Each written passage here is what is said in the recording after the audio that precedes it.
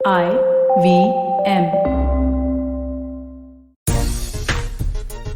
1877 में पहला test match खेला गया था, यानी कि सफेद जर्सी में पहली बार दो टीमें आमने सामने टकराई थी और तब दिन कोई निर्धारित नहीं था, यानी कि आप कितने दिन भी टेस्ट मैच खेल सकते थे। उसके बाद जर्सी तो वही रही और 100 साल से ज्यादा के टेस्ट क्रिकेट के इतिहास में जर्सी नहीं बदली है, बाकी ज्यादातर चीजें बदलती हुई नजर आई हैं। मसलन अब जर्सी पे नंबर्स आ चुके हैं, लेकिन जर्सी का कलर वही है, रेड बॉल वही की वही है और बैट भी लगभग वही का वही है। हाँ, जो क्यूपेंट्स हैं वो चेंज हुए हैं, जो सेफ्टी गार्ड्स हैं वो चेंज हो गए हैं और इन बदलते समीकरणों के बीच में, बदलते इक्विपमेंट्स के बीच में, बदलते जो नियम है उनके बीच में एक चीज जो भारतीय क्रिकेट में इन दिनों बदल रही है वो है कप्तानों को लेकर बहुत ज्यादा बातचीत है। टेस्ट क्रिकेट में जो टीम्स बदल रही हैं, या एक तरह से कहा जाए युग बदलता है आजकल भारतीय क्रिकेट में, वो बहुत बातचीत में है। आज इस बदलते युग पर बातचीत करेंगे और जो बदलती टीम है, यानी कि बहुत लंबे अरसे के बाद भारतीय टीम बदली हुई नजर आएगी आपको सफेद जर्सी में,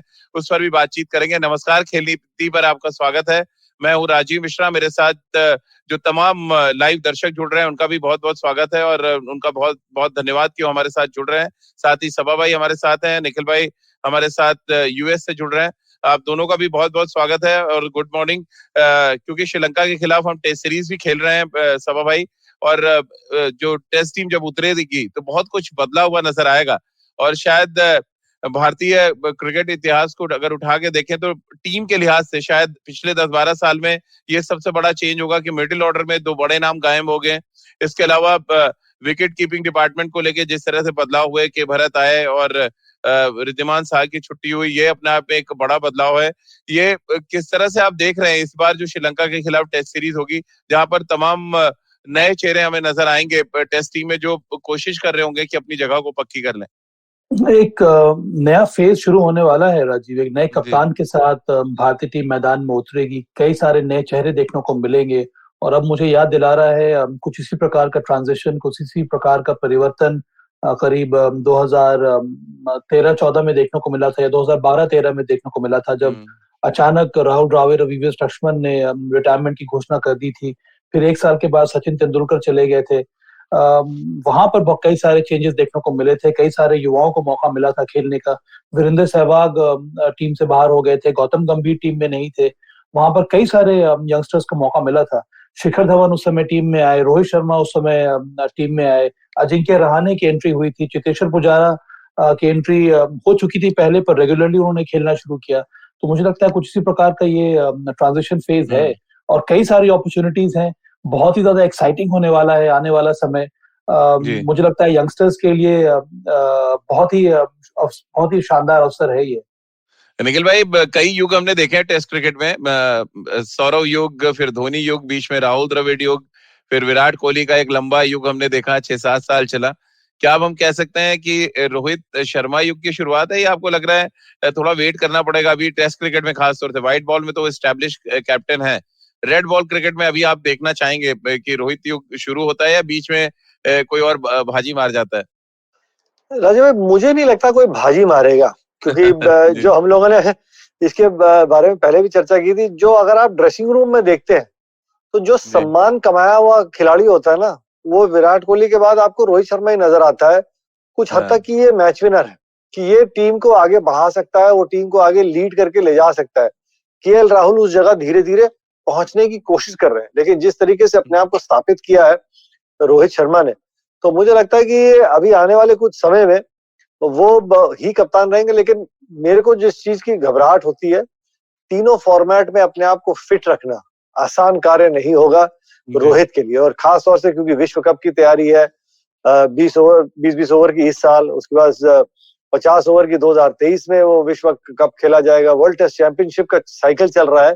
तो बतौर कप्तान आपको तीनों ही फॉर्मेट उसी अंदाज से, उसी इंटेंसिटी से खेलना होगा। तो उम्मीद करते हैं कि उनकी जो फिटनेस है, जो दिक्कतें हैं, वो जो फिटनेस है वो बरकरार रहे और जो दिक्कतें थी वो सारी खत्म हो गई है, क्योंकि उनका फिट रहना बहुत जरूरी है। बिल्कुल सभा भाई, क्योंकि T20 फॉर्मेट हो या ओडीआई क्रिकेट हो, वहां पे आप एक्सपेरिमेंट्स करते हैं, आपको फ्लोटर चाहिए ऊपर नीचे खेलने के लिए। बट टेस्ट क्रिकेट एक ऐसा क्रिकेट है जहाँ पे आपको स्टैब्लिश प्लेयर्स चाहिए हर नंबर पे, वो चाहे ओपनर्स हो, नंबर 3, नंबर 4, नंबर 5। अब क्योंकि पूरा जब श्रीलंका के खिलाफ उतरेंगे तो बिल्कुल ब्लैंक आप रहेंगे, यानी कि जो आपका ब्लैक बोर्ड है वो ब्लैंक होगा। वहां पे आपको लिखना है कि कौन किस नंबर पे आप खेलते देखना चाहते हैं। एज ए कैप्टन और as a team management, Rahul Dravid और रोहित शर्मा के लिए ये कितना बड़ा चैलेंज है कि नया जैसी उनको जिम्मेदारी मिली है, सब कुछ ब्लैंक है, कुछ आपको जाके वहां पे सब कुछ लिखना है। ऐसा नहीं कि लिखा लिखा है मिल गया वो बाकी कप्तानों की तरह। तो ये तो बहुत बड़ी बात है राजीव, ये तो अपॉर्चुनिटी है। और हर एक कप्तान और कोच यही चाहेगा कि जब जब शुरुआती दौर में अगर उसको नए खिलाड़ी लाने हैं तो स्लेट जो है पूरी की पूरी क्लीन है। यहाँ पर जिस तरह का विजन रहता है राहुल द्रविड़ का, जिस तरह का विजन रोहित शर्मा का भी होगा, उनका प्रयास यही होगा कि जिस भी खिलाड़ी को टीम में लेकर आए टेस्ट क्रिकेट में, उनको लंबे समय तक मौका दिया जाए। और इस पर विश्वास रखते हैं, इस पर बिलीफ रखते हैं राहुल द्रविड़ और रोहित शर्मा। तो इसी वजह से मुझे लग रहा है कि ये यंगस्टर्स के लिए बहुत ही अच्छी अपॉर्चुनिटी है। और ऐसा नहीं होने वाला है कि एक खिलाड़ी को आप लेकर आए नंबर 4 या नंबर 5 पर और उसको आपने 1-2 टेस्ट मैचेस दे दिया खेलने के लिए, फिर उसको आपने बाहर कर दिया। अब ये होने वाला नहीं है, क्योंकि ये जो फेज है इसमें थोड़ा समय लगता है खिलाड़ियों को सेटल होने में। अगर कोई खिलाड़ी यहाँ पर अच्छा कर रहा है, उसको बाहर में आप मौका दीजिए। ऐसी बात नहीं होनी चाहिए कि बाहर में आप गए खेलने के लिए सेना कंट्री में और 1-2 टेस्ट मैचेस के बाद फिर से आपने एक नए खिलाड़ी को लाकर खड़ा कर दिया। तो इसमें प्लेयर्स को चुनने में बहुत बड़ा काम करना है, उसके साथ साथ प्लेयर्स को सेटल कराने में ये काम होता है टीम मैनेजमेंट का।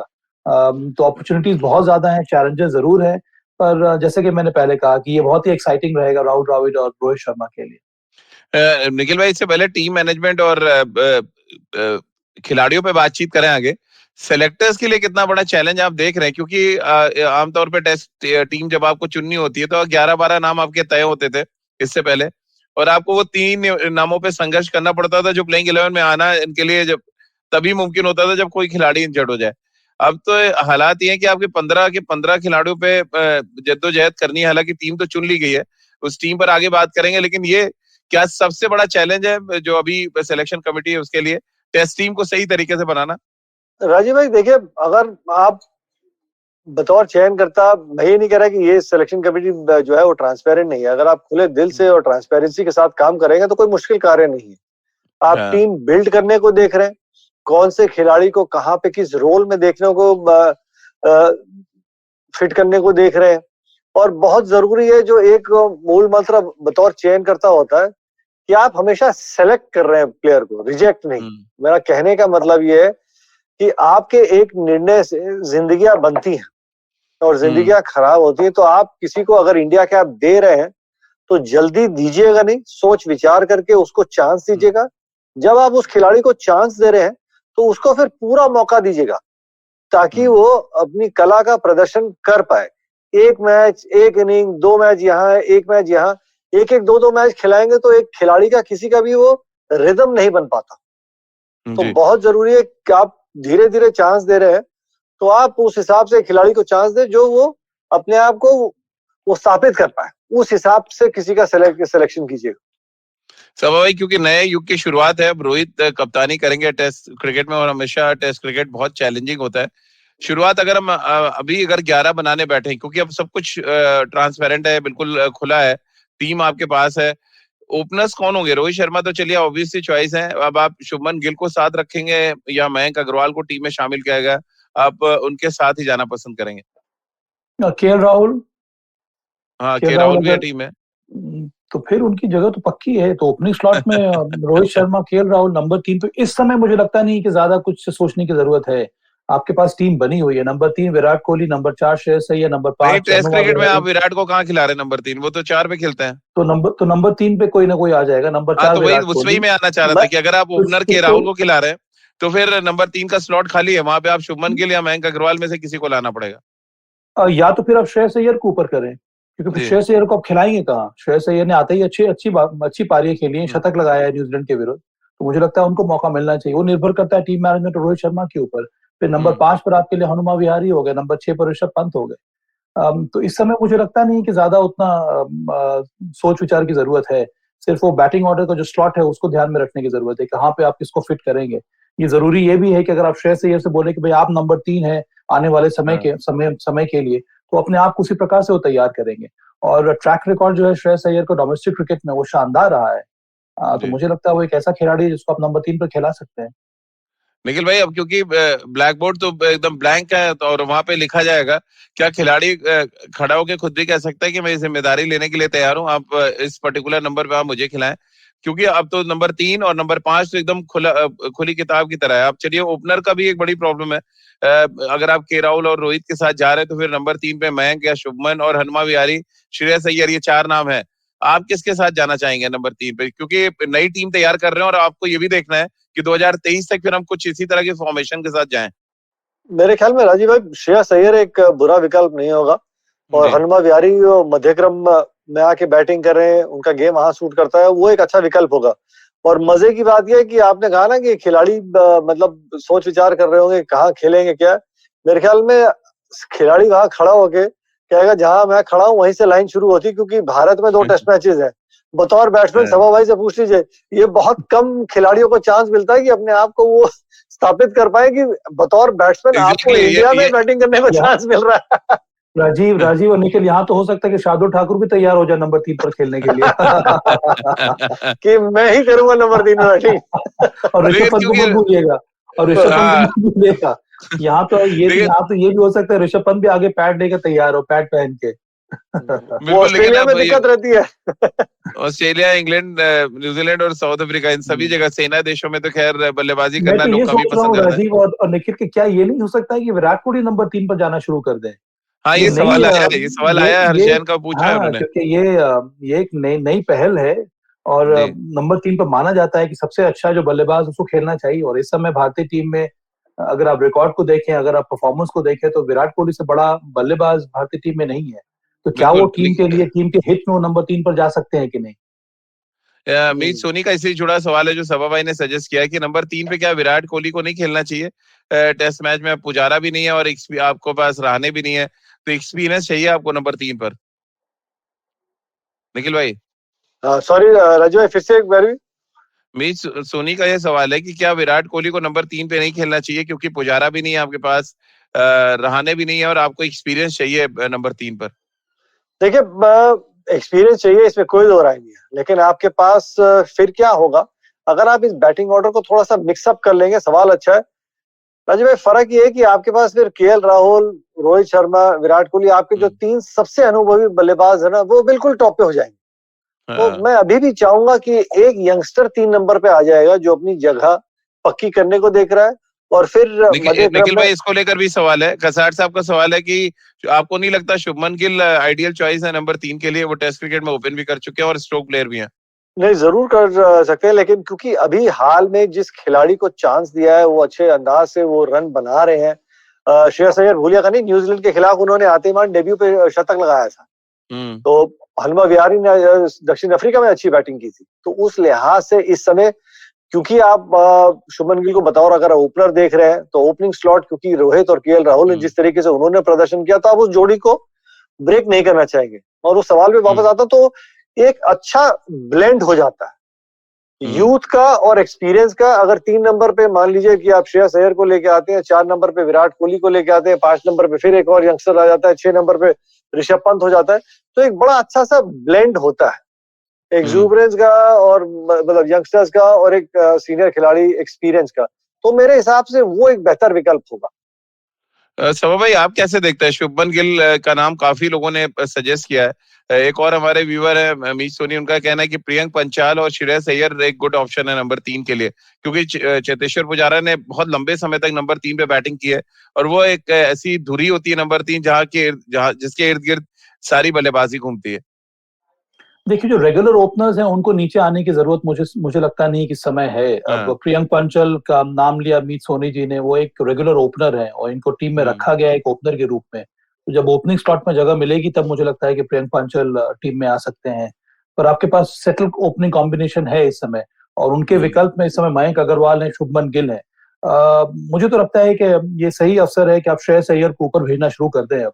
और उनको अगर आप लंबा समय देंगे बल्लेबाजी करने के लिए या फिर परफॉर्म करने के लिए, तो वो एक खिलाड़ी है जो नंबर 3 की पोजीशन अपनी बना सकता है, क्योंकि वो तकनीकी रूप से वो सक्षम है, स्पिनर्स को अच्छा खेलते हैं, पेस बॉलर्स के सामने वो शॉट्स लगाते हैं। शुभमन गिल, मैं मानता हूं कि बहुत ज्यादा उनके पास टैलेंट है, पर मैं रन्स देखना चाह रहा हूं। शुभमन आने वाले समय में वो नंबर 3 नंबर 4 की जो पोजीशन है वहां पर वो जरूर सेटल हो सकते हैं, पर इस समय मैं देखना चाह रहा हूँ करंट फॉर्म क्या है शुभमन गिल का। वो भी एक कारण बन सकता है चयनकर्ताओं को उनके बारे में सोचने के लिए। पर इस समय अगर आपके पास कोई ऐसा खिलाड़ी है जिसने हाल ही में टेस्ट मैचेस में शतक लगाया है, रन्स बनाए हैं, फिर आप उसको क्यों ना ट्राई आउट करें नंबर 3 पर। बिल्कुल, और क्योंकि एक नए टेस्ट टीम का निर्माण होगा श्रीलंका के खिलाफ जो सीरीज शुरू होगी, और ये टीम आपको एक झलक दिखाएगी कि 2023 वर्ल्ड टेस्ट चैंपियनशिप जो चल रही है उसमें ये नई टीम क्या कुछ करेगी, क्योंकि अचानक टीम पूरी बदल गई है। टेस्ट टीम के कप्तान बदल गए, मिडिल ऑर्डर पूरी तरह से चेंज है, और भी तमाम जो हमारे व्यूअर्स हैं उनके हम सवाल लेंगे, अपने क्रिकेट एक्सपर्ट्स के जवाब भी सुनेंगे। फिलहाल एक छोटा सा ब्रेक ले रहे हैं, ब्रेक के बाद तुरंत हाजिर होते हैं। If you love cricket, listen up. The Edges and Sledges Cricket Podcast is here for you. Hosted by DJ, Varun, and me, Ashwin, we bring a fun, fresh fan's point of view to talking all things cricket. Sometimes it's just the three of us, sometimes we have guests, including current and former international cricketers. For new episodes every week, check out the Edges and Sledges Cricket Podcast on the IVM app, website, or wherever you get your podcasts. Break के बाद एक बार फिर आपका स्वागत है। निखिल भाई और सभा भाई के साथ आप देख रहे हैं और सुन रहे हैं खेल नीति, और खेल नीति पे हमारे साथ गुरुवार को सौरभ पंत जुड़ेंगे, जो श्रीलंका के साथ होने वाली T20 सीरीज का जो हमारा प्रीव्यू शो होगा उसमें हमारे मेहमान होंगे, और उनसे क्रिकेट पर भी बातचीत करेंगे, और क्रिकेट को एक अलग एंगल देने के लिए हमने कोशिश की है कि हम इस तरह के गेस्ट अपने साथ जोड़ते रहें।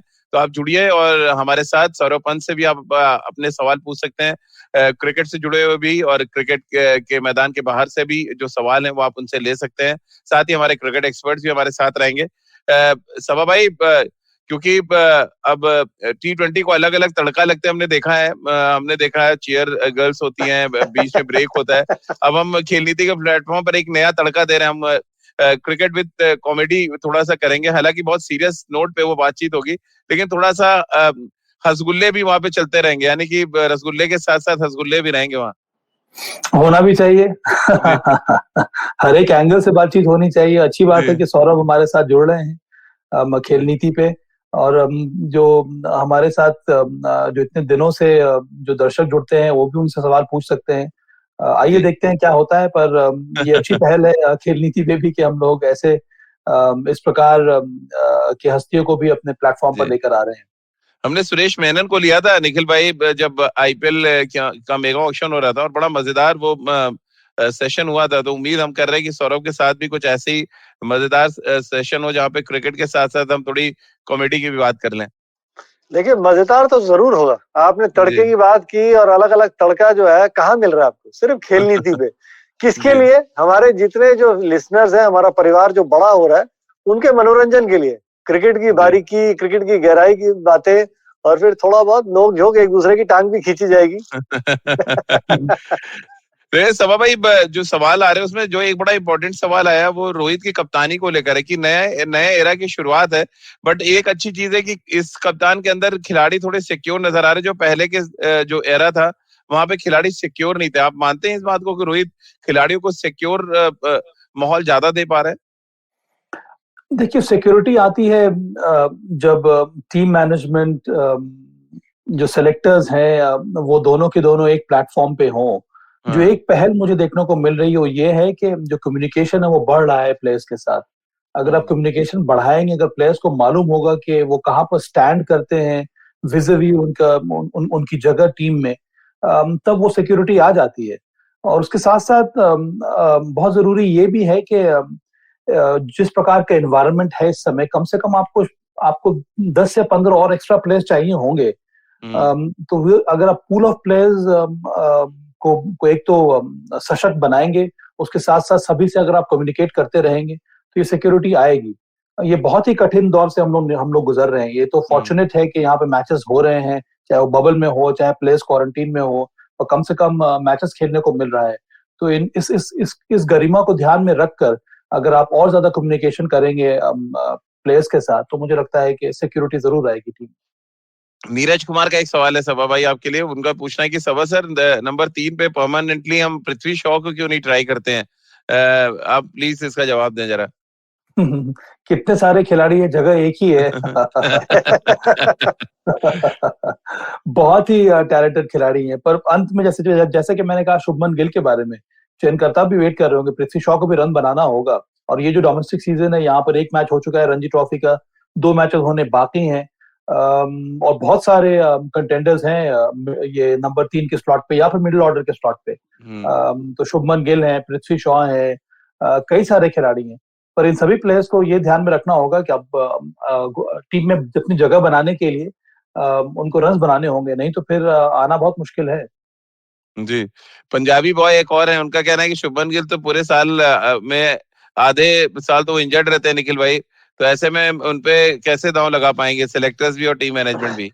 नहीं, फिट हो जाएंगे। देखिए, ये एक खिलाड़ी है जो तीनों फॉर्मेट खेलने को देख रहा है, तो ये थोड़ा बहुत फिटनेस के इश्यूज जो रहते हैं निगल यहाँ वहां, पर उम्मीद करता हूँ कि जितनी अच्छी तरीके से ये सब खिलाड़ी अपनी ट्रेनिंग कर रहे हैं, वो अब दिक्कतें जो है वो अब पीछे हो जाएंगी। ये मतलब एक समझ लीजिए, खिलाड़ी की जिंदगी में वो इंजरी होना, रिहैब करना, फिट होना, वापस आके कम्पीट करना, ये पार्ट एंड पार्सल हमारे खेल का है। और सिर्फ क्रिकेट ही नहीं, तो कोई भी आप खेल उठा के देख लीजिए, किसी एथलेटिक्स के खिलाड़ी को देख लीजिए, किसी बॉक्सर को देख लीजिए, किसी वेट लिफ्टर को देख लीजिए, तो ये एक पार्ट एंड पार्सल है।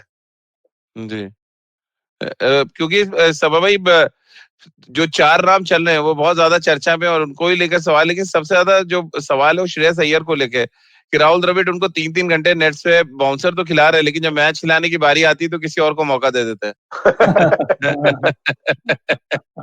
तो ये तैयारी इसी के लिए कर रहे हैं राहुल द्रविड़ भाई। नेट्स में अब जितनी बल्लेबाजी हो चुकी है, अब वक्त आ रहा है कि मैदान में जाकर टेस्ट मैच के दौरान अब बल्लेबाजी कीजिए, क्योंकि बहुत जल्दी नहीं तो शोल्डर खराब होने वाला है राहुल द्रविड़ का। ये जो सवाल आया, ये किसकी तरफ से आया राजू? एक हमारे व्यूअर है, उनका मैं नाम भूल रहा हूँ क्योंकि काफी मैं पढ़ता जा रहा था, उसमें एक सवाल था, बड़ा इंटरेस्टिंग सवाल था ये। मैं बताता हूँ, उनको भी कहीं ये तो नहीं पता, या कहीं उनको ऐसा लग रहा हो कि गुरुजी जिसके कंधे पे हाथ रखा तो गर्दन उसी की गई। समझ रहे? तो खिलाड़ी जो कहते हैं ना कि दूर ही रहो भैया, किसी कप्तान का, कोच का हाथ अपने कंधे के ऊपर आने मत दीजिए, नहीं तो बलि का बकरा बन जाओगे। कहीं ऐसा तो नहीं वो महसूस कर रहे हैं जिनका जो सवाल आया? क्योंकि सभा भाई स्पिन डिपार्टमेंट में भी थोड़ी सी कंसर्न है आपको। अश्विन सब्जेक्ट टू फिटनेस है, Ravindra Jadeja fitness test pass करके सीधे टीम में आ रहे हैं। अब ऐसे में जो बैकअप स्पिनर्स हैं, मेरा सवाल उनको लेकर है, जयंत यादव और साथ में सौरभ कुमार, कुलदीप यादव भी टीम में है। कितना आप देख रहे हैं मुश्किल अगर अश्विन फिट नहीं होते तो जयंत यादव के साथ as a full time spinner जाना? देखिए, भारतीय कंडीशंस में ज्यादा परेशानी की बात नहीं है राजीव, मुझे लगता है चाहे जयंत यादव, मुझे लग रहा है उनसे बेहतर ऑफ स्पिनर है, और अब कई ऐसे ऑफ स्पिनर्स हैं जो आप ले सकते थे टीम में, या आप कंसीडर कर रहे हैं कि जो टीम के कृष्णप्पा गौतम को बहुत ज्यादा रेट किया जाता है कि बहुत अच्छे ऑफ स्पिनर हैं? Not for red ball cricket Rajiv इस समय। अच्छा, मुझे लगता है कि जयंत यादव, आर अश्विन के बाद जयंत यादव आपके नंबर 1 ऑफ स्पिन बॉलर हैं, तो उनके वो अगर आर अश्विन फिट नहीं है तो उनको खेलना चाहिए 11 में। उन्होंने पिछले मैचेस में भी अच्छा प्रदर्शन दिखाया है। तो जडेजा अगर फिट हो जाते हैं वो टीम में आएंगे। अक्षर पटेल मुझे लगता नहीं कभी वो फिट हैं, इसी वजह से सौरभ कुमार को रखा गया है। कुलदीप यादव आपके पास एक विकल्प है, तो ये सही बात है। उसके साथ साथ आपकी पेस बॉलिंग अटैक जो है वो इतनी ज्यादा मजबूत है, मुझे लगता नहीं कि होम सीरीज में जो 2 मैचेस होने वाले हैं श्रीलंका के विरुद्ध, वहां पर ज्यादा परेशानी होगी भारतीय टीम को वो टेस्ट मैचेस जीतने में। जो बॉलिंग अटैक है, जो हमारे पास बैकअप स्पिनर्स हैं, सब जीत तो हम जाएंगे, तो हम सबको पता फॉर्मेट कोई भी है, इंडिया को इंडिया में हराना तो लगभग सपना देखने जैसा है। बट मेरा सवाल ये था कि हम जो फॉर्मेशन कर रहे हैं, उस फॉर्मेशन में कौन से खिलाड़ी फिट बैठ रहे हैं? मसलन विराट कोहली के एरा में भी हमने देखा कोई लेग स्पिनर टीम में नहीं, अब रोहित शर्मा है फिर लेग स्पिनर टीम में नहीं। ये रेस स्पिनर्स अचानक टेस्ट क्रिकेट से गायब क्यों हो रहे हैं, खासतौर से भारतीय क्रिकेट में हम बात करें तो? होना नहीं चाहिए राजीव, मैं भी आपकी बात से सहमत हूं कि अब टेस्ट क्रिकेट में भी विशेष करके जब बाहर जाते हैं हम खेलने के लिए, वहां पर अगर आपके पास एक genuine wicket taking wrist spinner हो तो उसको खेलने से आपकी टीम और ज्यादा मजबूत हो जाती है।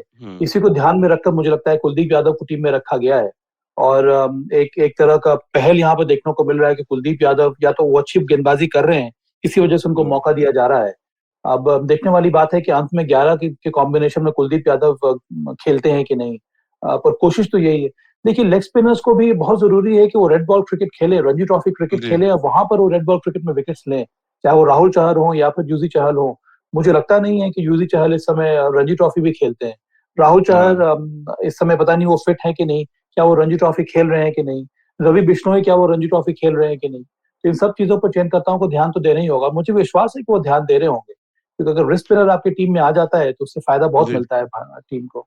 बहुत जेन्युइन सवाल सभा भाई ने उठाया कि आपको 4 डे क्रिकेट यानी रेड बॉल क्रिकेट खेलनी पड़ेगी निखिल भाई, लेकिन अब यजुवेंद्र चहल हो या कुलदीप यादव जो ज्यादातर T20 और वनडे स्क्वाड में होते हैं, ऐसे में अगर वो नहीं खेल पा रहे हैं तो आप जज कैसे करेंगे कि ये पर्टिकुलर स्पिनर टेस्ट क्रिकेट के लिए तैयार है या नहीं? और आपको अगर लेग और टीम मैनेजमेंट की अगर डिमांड है तो फिर आपको लेग स्पिनर तैयार करने पड़ेंगे। इसका कैसे आप मतलब निकालेंगे? टीम मैनेजमेंट को यानी कप्तान को नहीं चाहिए लेग स्पिनर, या हमारे पे लेग स्पिनर नहीं है इसलिए हम तवज्जो नहीं देते? राजीव भाई देखिए, आप किस तरीके से प्लान करने को देखते हैं। आपके अगर स्पिनर T20 के स्क्वाड में है और अगर वो 11 में नहीं खेल रहा है और आपका जो है विंटर सीजन चल रहा है, डोमेस्टिक क्रिकेट का सीजन चल रहा है, तो आप उसको रिलीज करके आप बोल सकते हैं कि आप जाके रणजी ट्रॉफी खेलिए। आप जब तक एक खिलाड़ी को खेलने का मौका नहीं देंगे तब तक वो तैयार नहीं होगा। और मैं उम्मीद करता हूं कि अगर कुलदीप टीम में है तो बतौर रिस्ट स्पिनर उनको जरूर चांस दिया जाए। सवा भाई ने बिल्कुल सही कहा कि राहुल चहर एक अच्छे विकल्प है, यूजी चहल, बट मुझे लगता है ये खिलाड़ी खासतौर से यूजी चहल, क्या वो लाल बॉल की क्रिकेट खेलना चाहता है? अगर खेलना चाहता है तो फिर वो इतने सालों में रणजी ट्रॉफी वो बिल्कुल भी नहीं खेले। और खासतौर से राहुल चहर के लिए बतौर एक यंगस्टर एक बहुत अच्छा मौका है। रवि बिश्नोई, ये खिलाड़ी जिन्होंने सफेद बॉल की 20 ओवर की क्रिकेट में महारत हासिल की है, अब अपने आप को वो चैलेंज उनको करना चाहिए कि 4 दिन की क्रिकेट, और 4 दिन की क्रिकेट में बॉलिंग करने का मतलब है बतौर स्पिनर आपको अपना टप्पा और मजबूत और पक्का करना है। अगर आप वो कर लेते हैं तो वही चीज आपको फिर T20 क्रिकेट में भी फायदा देगी। तो बतौर स्पिनर ये बहुत अच्छा मौका है कि आपको एक मैच में, एक इनिंग में 20-25 ओवर करने का जब मौका मिलता है, बतौर स्पिनर आपको और चीजें अपने गेंदबाजी के बारे में पता चलती है। चाहे आप टेस्ट क्रिकेट में आपका चयन नहीं हो रहा, लाल बॉल की क्रिकेट क्योंकि आप 20-25 ओवर आपको एक इनिंग में डालने को मौका मिलता है इन मैच कंडीशन। राजीव भाई, मैं तो कहता हूँ हर स्पिनर को गेंदबाजी करनी चाहिए। बिल्कुल सभा भाई, जब जब किसी टीम ने डोमिनेट किया है, उस टीम का इतिहास हम देख रहे हैं, वेस्ट इंडीज अगर हम छोड़ दें तो ज्यादातर टीमों ने अपने लेग स्पिनर्स के दम पे बहुत लंबे समय तक डोमिनेट किया। अब पाकिस्तान देख ले, जब अच्छा कर रही थी तो अब्दुल कादिर, उसके बाद मुश्ताक अहमद आए। इंडिया ने जब अच्छा किया तो अनिल कुंबले बहुत लंबे अरसे तक भारतीय टीम के लिए साथ खेले। उनसे पहले शिवराम कृष्णन आए थे, जब उन्होंने बहुत अच्छा किया था तो आपके साथ अंडर-19 भी खेले। फिर अब हम ऑस्ट्रेलिया की बात करें तो ऑस्ट्रेलिया के डोमिनेशन में शेन वॉर्न का जो रोल रहा वो हर कोई देखता है। हम क्या इंस्पायर नहीं हो सकते? वसंत नारायण का इसी को लेके सवाल भी है कि हम फास्ट बॉलर्स को ग्रूम करते करते ये भूल गए कि हमें स्पिनर भी ग्रूम करने पड़ेंगे डोमेस्टिक क्रिकेट में, अगर आपको हर डिपार्टमेंट को मजबूत करना है और इंटरनेशनल क्रिकेट में डोमिनेट करना है।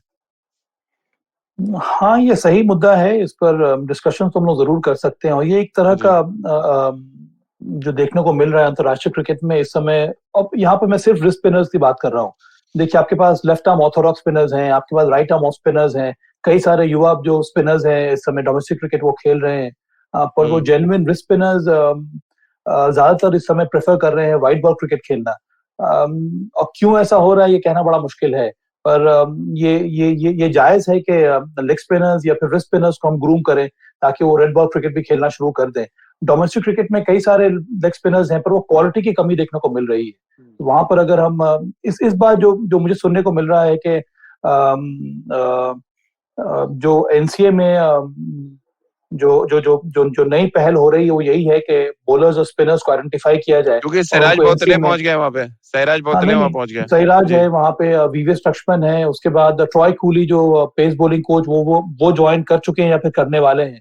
इनके अंदर ये रिस्पॉन्सिबिलिटी होगी कि आप यंगस्टर्स को, चयनकर्ता जो है वो चुन के प्लेयर्स देंगे उनको, स्पिनर्स या और पेस बॉलर्स, और उस पर जो एनसीए है वो काम करेगा। तो उस तरह की पहल की शुरुआत अब मुझे लगता है कि हो जाएगी जल्दी ये सीजन के बाद। निखिल भाई, हमेशा बॉलीवुड में कहते हैं ना कि एक दौर आता है जब एक्शन फिल्में ही चलती हैं, एक दौर आता है जब आप हॉरर फिल्में देखते हैं या थ्रिलर देखते हैं, बट एक दौर खत्म नहीं होता, वो है रोमांटिक फिल्मों का। रोमांस जो हमेशा चलता रहता है। अब इंडिया को भी ये समझना पड़ेगा भैया, स्पिनर्स का दौर जो हिंदुस्तान में कम से कम है वो रोमांस टाइप है। हिंदुस्तान अगर स्पिनर अगर प्रोड्यूस करना बंद कर देगा तो मजा ही खत्म हो जाएगा। और ये बात शायद बीसीसीआई को भी देखना पड़ेगा कि एक्शन देखिए, ठीक है, थ्रिलर भी आप देखिए, लेकिन साथ में रोमांस रखिए थोड़ा। ये राजीव के अंदर की आवाज निकल कर आ रही है, दर्द नजर आ रहा है मुझे। तो भाई वो दिल की गहराई से बात निकली है जो जवाब पे आई है राजीव भाई की। देखिए रोमांस जो है क्रिकेट का वो सिर्फ स्पिनर से ही होता है। बिल्कुल, और क्या। देखिए बड़ा जरूरी होता है क्योंकि नया बॉल पुराना हो जाता है तो गुरुजी विकेट कौन निकालेगा? अरे वो हवा में निखिल भाई जो घूमता सीम दिखता है वो रोमांस ही है, और क्या। हवा में रुकना, बॉल फिर गिरता है, आप बैट्समैन को प्यार से बुलाते हैं और निकल के मारो, हमें क्या है। सब फास्ट बॉलर आता है आपके 120 की रफ्तार से आपके सर पे बॉल मारता है, वो रोमांस तो नहीं हो सकता। करेक्ट। और हवा में एक स्पिनर जो है वो बीट करता है, क्रीज की गहराई का इस्तेमाल करता है, चौड़ाई का इस्तेमाल करता है। तो जी हाँ, वो रोमांच में धोखा भी स्पिनर ही देते हैं। आप जिस तरह से डिप करने की बॉल बात कर रहे हैं, करेक्ट। तो बड़ा फर्क रहता है कि भैया जो चकमा देने वाला काम होता है ना, वो स्पिनर आपको कहता है थोड़ा सा हवा में लटका के खींच लेता है, उसको कहते हैं विकेट खरीद ली गुरुजी। तो वो रोमांच होना जरूरी है। लेकिन बिल्कुल सही कहा मेरे ख्याल में कि आने वाले समय में, मेरे ख्याल में जब हम दक्षिण अफ्रीका ही जा रहे थे, जब सवा भाई और हम लोग तीनों ही शायद चर्चा कर रहे थे कि स्पिनर नजर नहीं आ रहे थे क्योंकि इंजरी हो रही थी स्पिनर्स की। राहुल चहर, रिस्ट स्पिनर सब इंजर्ड हो रहे थे। दो फिंगर स्पिनर गए थे और एक लेफ्ट आर्म स्पिनर, वो भी फिंगर स्पिनर गया था। हम सब कह रहे थे टीम का कॉम्बिनेशन बनाने के लिए, यूनिट बनाने के लिए आपके पास अगर एक रिस्ट स्पिनर हो तो वो एक आइडियल कॉम्बिनेशन होता है। तो आज अगर आप कहते हैं ना बीज बोएंगे तो कम से कम एक हफ्ते के बाद, 10 दिन के बाद आप कहीं ना कहीं उसको ढूंढ पाएंगे, वो पौधा बड़ा होने की कोशिश। तो कुछ सालों में आप अगर रिस्ट स्पिनर चाहते हैं तो आज से काम करना बहुत जरूरी है। 12 महीने 24 महीने के बाद एक खिलाड़ी तैयार होगा। तो उस दृष्टिकोण से चयनकर्ताओं को और एनसीओ को अपना काम करना चाहिए। तो भाई चलते थे, बहुत सवाल आ रहा है सूर्य कुमार यादव को लेकर, उसको ले लेते हैं कि टेस्ट क्रिकेट में क्या सूर्य कुमार यादव अपनी जगह बना सकते हैं? देखिए, अब किसी भी खिलाड़ी को हम लोग नहीं कह सकते हैं वो सिर्फ व्हाइट बॉल क्रिकेट खेल सकता है। सूर्य कुमार यादव मुंबई के लिए रणजी ट्रॉफी खेलते हैं, वहां पर उनका परफॉर्मेंस ठीक ठाक रहा है। पर इस समय मुझे लगता है कि वो पैकिंग ऑर्डर में श्रेयस अय्यर ऊपर है। सूर्य कुमार यादव की जगह बन सकती है, पर इस समय मुझे लगता है कठिन है। पर हाँ, खेल जरूर सकते हैं क्योंकि वो रेड बॉल क्रिकेट खेल रहे हैं मुंबई के लिए। उनकी भी तमन्ना होगी कि उनको भी टेस्ट क्रिकेट में मौका दिया जाए। और मुझे लगता है कि व्हाइट बॉल क्रिकेट का जो परफॉर्मेंस है वो हेल्प करेगा सूर्य कुमार यादव को टेस्ट टीम में आने में।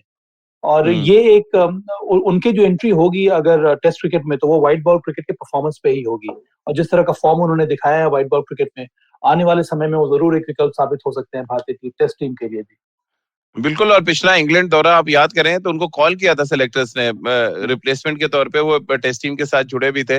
लेकिन शायद विडंबना है इन दिनों इंडियन क्रिकेट में कि बिना टेस्ट के ही आप आते हैं और बाहर चले जाते हैं। अभिमन्यु ईश्वरन एक और ऐसे बैट्समैन है जो टीम के साथ लगभग 2-3 दौरे तक रहे, लेकिन सडनली अब वो पिक्चर से गायब है। और प्रियंक पंचाल टीम के साथ एज अ थर्ड ओपनर जुड़ चुके हैं। तो चलिए, बहुत बहुत शुक्रिया सभा भाई आपका, निखिल भाई आपका हमारे साथ जुड़ने के लिए। और कल आप हमारे साथ जुड़ना ना भूलें क्योंकि सौरभ पंत हमारे साथ कल जुड़ेंगे, जाने माने कॉमेडियन है, उनसे हम बातचीत करेंगे और श्रीलंका के साथ जो T20 सीरीज हो रही है उस पर उनकी भी राय लेंगे। तो जुड़िए आप खेल नीति के साथ रोज सुबह 9:30 पर खेल नीति के यूट्यूब चैनल और IVM के फेसबुक पेज पर। इसके अलावा आप मुझसे जुड़ सकते हैं और अपने सवाल भेज सकते हैं।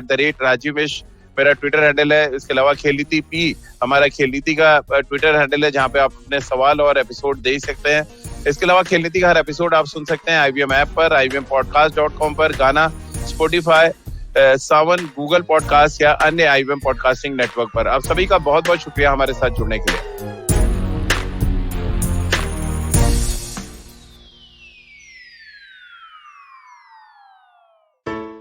Hey everybody, it's been another great week on the IVM Podcast Network. On Advertising is Dead, Varun talks to Hitesh Dhingra, founder of The Man Company. They take a look at how the male grooming industry has evolved. On The Longest Constitution, Priya explores the states of women's rights with respect to their bodies, contraception, and abortion. On Audio Gyan, Kedar meets user researcher Dharmesh Ba. They talk about the significance that research and insight bring to an organization. On the Musafir Stories, it's all about Hyderabad. Saif and Faiza talk to Yunus Lasania, curator of the Hyderabad History Project and the Beyond Charminar podcast. And on IVM Likes, Antriksh and Zalak are joined by the hosts of Big Talk About Tiny Humans, Devi Shobha and Dr. Meghna. They rate Bollywood parent characters in a fun game. Do follow us on social media. We're IVM Podcast on Twitter, Facebook, Instagram, and LinkedIn. And remember, if you're enjoying this show or any of our other shows for that matter, please do tell a friend. The word of mouth really helps. Also, don't forget to rate us on whatever platform you're listening to us and check us out on YouTube. You can check a list of all our channels at ivmpodcast.com/YouTube. And finally, we'd like to thank our sponsors this week, Bank of Baroda and HDFC Life Insurance. Thank you so much for making this possible. सफर, रास्ते, मंजिल और मुकाम अक्सर ये हमसे कुछ कहना चाहते हैं, पर हम हैं कि अपनी रोजमर्रा की जिंदगी में इन्हें सुनने से कतराते हैं। नमस्ते दोस्तों, मेरा नाम है केशव चतुर्वेदी और मैं आपको ले चलूंगा कुछ ऐसे सफर पर जहां आपको एक नया नजरिया मिलेगा सफर और मंजिलों को देखने का। आइए इन किस्से कहानियों में डूब जाएं। हर मंगलवार और शुक्रवार